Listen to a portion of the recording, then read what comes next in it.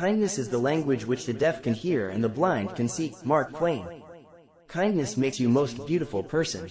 Mark Twain. Kindness is an interpersonal skill defined as a benevolent and helpful action intentionally directed towards another person, motivated by the desire to help another. November 13th is World Kindness Day.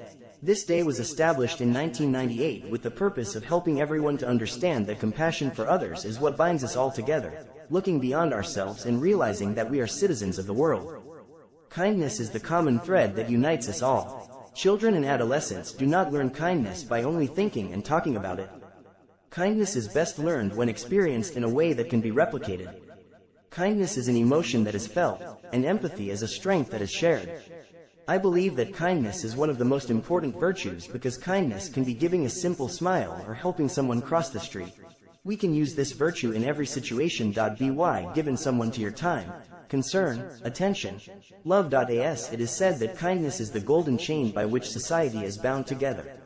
Bounds in a way that if a person helps the other, he encouraged that person by their step, that now you are able to help the next person by showing your kindness.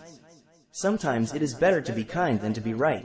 We do not always need an intelligent mind that speaks, just a patient heart that listens.